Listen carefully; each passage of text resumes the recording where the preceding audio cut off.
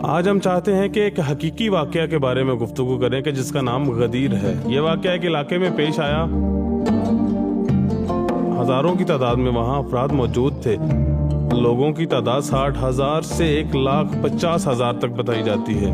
कहा गया कि वो लोग जो जा चुके हैं वो पलट कर वापस आए और जो अभी नहीं पहुंचे उनका इंतजार करें ताकि वो आ मिले।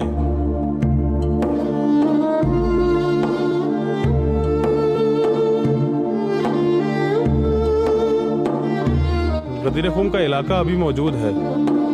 बाद में जब भी अहले बैत हज के लिए जाते तो इस जगह खड़े होते और सबको वो जगह दिखाते।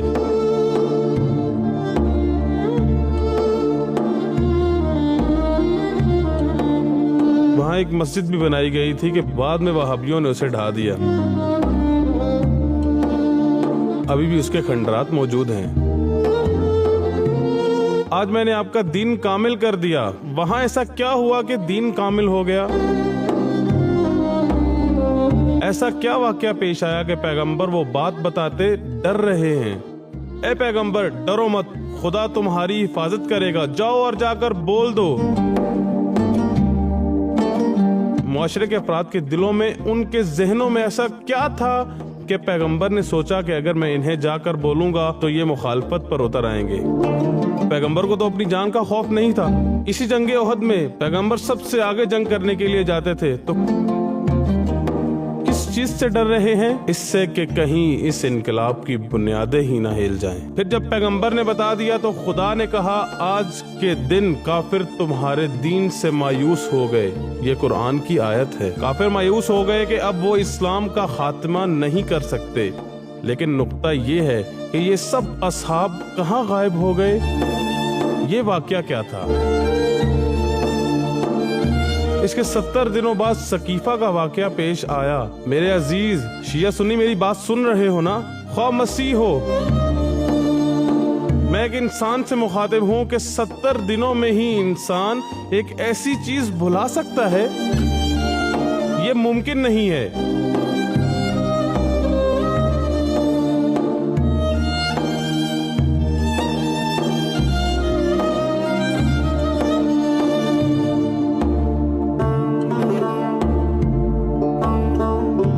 यही लोग फिर से इमाम अली के दरवाजे पर इकट्ठे हो गए। ए अली, हमसे गलती हो गई, शुरू से ही हमें तुम्हारा इंतखाब करना चाहिए था, तुम आदिल हो। तब हजरत ने कहा, मुझे नहीं चाहिए। इसके बाद बताया गया कि लोगों ने इस तरह उन पर हमला कर दिया कि उनके दोनों कंधे दबाव की वजह से मुड़ गए और वो कहते हैं, मुझे खौफ हुआ कि हसनैन की जान को खतरा लाहक हो जाएगा। यानी इमाम अली डर रहे थे कि लोगों के हुजूम में इमाम हसन और हुसैन दब न जाएं। इमाम हसन और हुसैन तब बच्चे नहीं थे। समझ आई कि इस बात का क्या मतलब है? यानी हसन और हुसैन इमाम अली की जान की हिफाजत कर रहे थे, मुहाफिज थे और वो लोगों में दब कर रह गए थे। इमाम अली ने फरमाया, एक शर्त पर।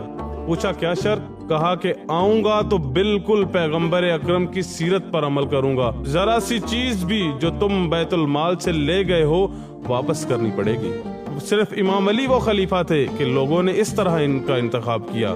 ये बात उन लोगों के लिए है जो आजकल जमहूरियत की बात करते हैं। गौर से सुने, ईसाई कहता है कि मैंने 200 बार नहजुल बलागा पढ़ी है, हर बार एक नई चीज मिल जाती है। 200 बार पढ़ी है लेकिन दिल नहीं भरता। तो जनाब, ये इस्लाम हकीकी उस्वा है, ये इस्लाम का तर्ज तफक्कुर है।